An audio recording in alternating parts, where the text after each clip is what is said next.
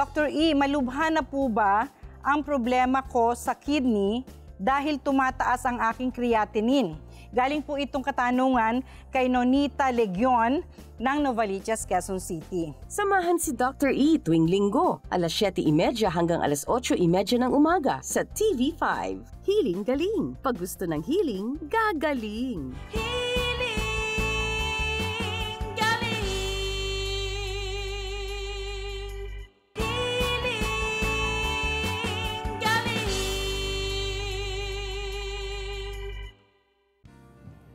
Nandito tayo muli sa teritoryo ng ating wellness chef na si Chef Tristan Encarnacion at isa na namang pampalusog sa baga this time. Yes po, Ang Doktora. pinrepare mo, Chef. Yes po, ang warm veggie blanket.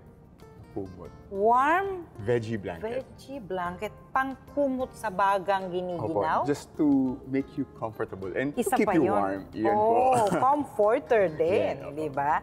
Paano pinrepare mo ito? Well, combination po siya ng vegetables, yung ating mga green leafy vegetables like yung broccoli, tapos we have the spinach, we have asparagus po. Tapos yung... Nag-puree ka ba? Nag-puree po. Tapos ng mga binanggit mong gulay? Opo, mga gulay. And then Oh. together with some fruits po. Pero naggisa rin po tayo dyan ng onions, ginger, and garlic. Okay. Tas the fruits At yung po. mapula ay? Papaya po, tapos naglagay tayo ng mangga and avocado. Oh, Also kinumbine mo. Opo. Ang mangga ay kasama sa puree. Kasama rin po sa pagka-puree. Yun. Alright.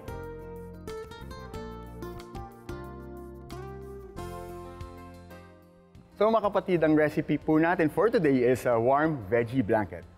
We'll start with ating butter. So saute lang po tayo ng onions. Sa ating recipe po natin, gumagamit tayo ng red onions. You can also use white to make your dish sweeter. Konting luya and bawang. Okay, ang indikasyon po na alam yung naluluto na yung inyong mga gulay or yung ginamit na pangsangkot siya, of course, yung true smell. And of course, makita nyo naman, pag naging transparent or translucent, it means nagsusweta siya. First, going to add our vegetables. Ating pong broccoli. Then ating carrots. Then ating asparagus. Okay. Okay, kung mapapansin niyo po, aking piniflip or kumbaga pinupull, which common na ginagawa po namin sa loob ng kusina. Yung ating kawali, it's not for show, meaning hindi po siya just for action. Kalimitan po kasi, if you're very busy sa loob ng kitchen or sa loob ng restaurant, wala na po kayong panahon para kumuha pa ng mga kubyertos, pang halo-halo. So it means you have to do it very fast. And kung gusto pong matuto, just grab the handle and then just pull it. Hindi nyo po i-flip. Once na pinilip nyo, you might end up na wala ang rekado sa inyong kawali. Season with seaweed salt, black pepper, then add po tayo ng vegetable broth. We'll bring this to a boil or ating po itong papakuluan hanggang sa lumambot yung ating mga gulay. Ilalagay po natin ito sa ating kawali together with the fruits.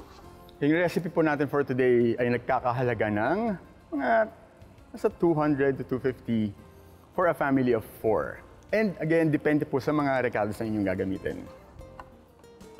Then, habang hinintay po natin itong maging tender, which pwede nating ipuree na sa ating blender. Kung mapapansin niyo po yung ating avocado ay kalahati lang. Yung kalahati po ay ating itinabi together with the seed. Ito po ay para maiwasan siyang mag-discolor agad-agad. If you want to do this ahead of time, lutuin yung inyong mga gulay sa kumukulong tubig and then, or you need to put it straight sa ice-cold water to stop the cooking process para po ma-retain yung kanyang color, the nutrients, and again, yung vegetables po, once na binlanch nyo, tinanggal nyo sa tubig, na mainit, continuous pa rin po ang pagluto nito. Okay, for the carrots naman po, it's always best or it's better na hindi nyo to babalatan. Again, kung ito po inyong nabili, it's always good naman na talagang ito'y hugasan or just wipe it. Tanggalin nyo po yung mga, call it yung mga lupa-lupa or yung mga soil. Kasi alam naman natin na mas mataas sa vitamina or sa mga nutrients ang mga gulay na kasama pang balat. But depende po sa klase ng gulay or any root crop. Before we put it sa ating blender, going to add na yung ibang recados like the spinach, ating malunggay, and gonna season it with some brown sugar or honey. Kung meron stevia, well, better din po, which we do have, pero gagamitin natin siya mamaya for our plating. Yung ating gulay or yung ating fruits na papaya, ating mangga, and yung ating avocado.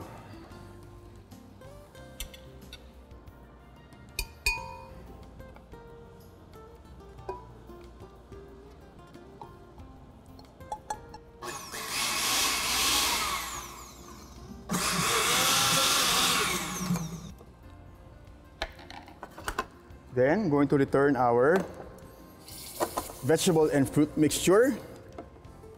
Then, add po natin ating silken tofu, taho, sweetness po sa ating dish, pero honey. Okay, for the honey, para malaman niyo po kung ito ay tunay o totoo, ito po ay hindi dapat langgamin. And even if you put it inside the chiller sa inyong ref, ito po ay dapat hindi mag-solidify. Kumbaga, ibig sabihin nun, meron siyang other substance po na hindi talaga pure.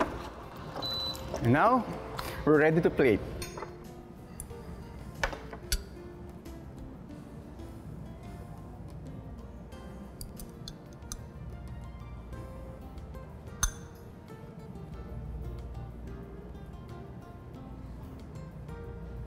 Of course, alam naman po natin na visually, pag maganda siyang tingnan, mas kaakit-akit na kainin. Ito na po ang ating finished product na warm veggie blanket. Alright. At ano to, medyo may pagka-hydrating na hindi naman masyadong hydrating. Opo. Tama lang na magkumot Opo. sa bagang giniginaw. Opo. Oh, okay. At kailangan ay hatulan ng inampalan. May katerno siyang bread, chef. May Bakit katerno bread? pang bread. Bakit hindi rice? Pwede rin pong rice, pero it's like parang siyang dip. Pwede rin siyang kumbaga sauce for the rice. Para tayong nasa Middle East. Na ganyan po ang pagkain nila sa tinapay, nilalagay na yung palaman at saka eat na. Apo. So habang kinakain niya ni Doktora, pag gusto niyo pong balikan ang ating mga past recipes, of course, you can log on to our website, ang healinggaling.ph. At meron po tayong bagong feature, ang kumbaga yung Tagalog or English language. Kumbaga, kung gusto niyo pong mag-Tagalog, just click on Tagalog. And kung gusto niyo po an English version, of course, just click on the English version. At sa Facebook po, like us sa Healing Galing Official. Yun po. Ayun. And sa Instagram account, which is the Wellness Chef HG. Kompleto. Kompleto po. May English version at may Tagalog Tagalog version po. sa ating Healing Galing website. Website po yun. Okay. Pero, oras na para sagutin mo na naman ang isang katanungan, Chef. Yan, nako. Pakinggan mo to.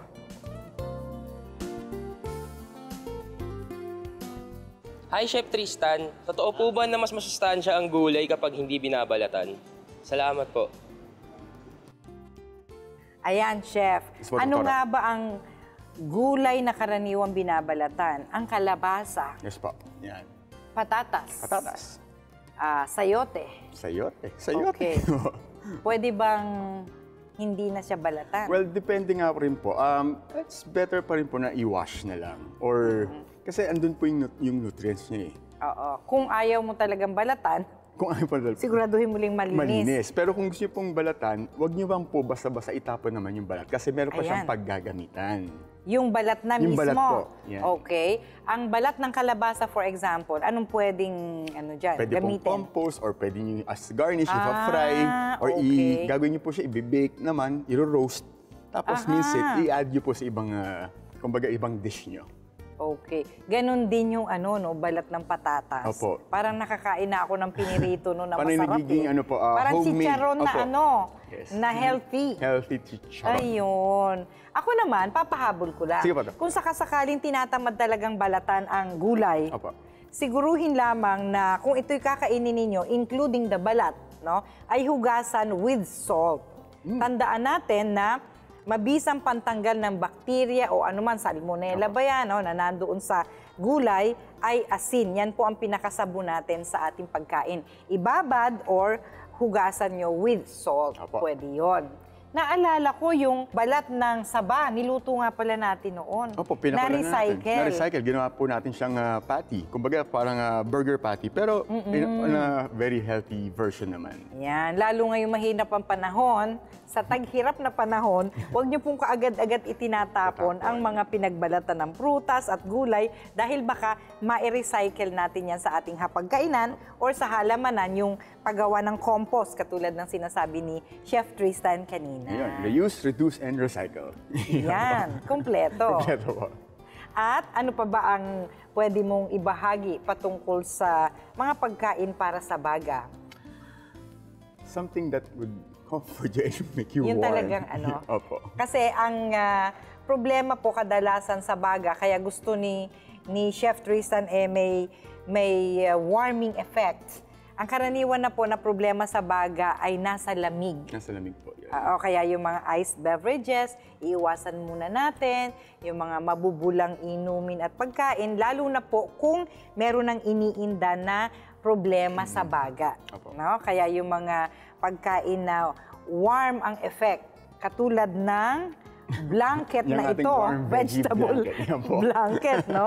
Ay pwede po nating i-consume. So isa na naman pong mga kaalaman, no, Opo. ang ibinahagi natin sa umagang ito mula sa kitchen ng ating wellness chef. Magpapatuloy po ang Hiling Galing sa TV. Kain ulit. Opo.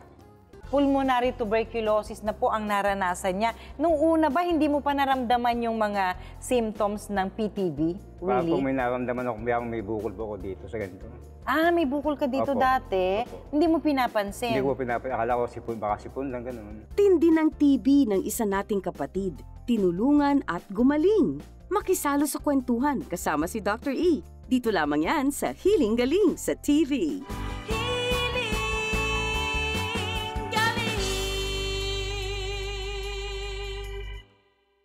May hatid na kalusugan ang luntiang kalikasan.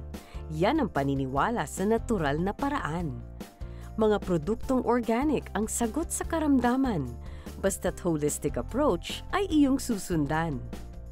Sabon man o mga oil, maging organic orals. Meron ding seaweed salt, mga grains at liquids na natural. Yan ang Hiling Galing products, iyong laging tandaan.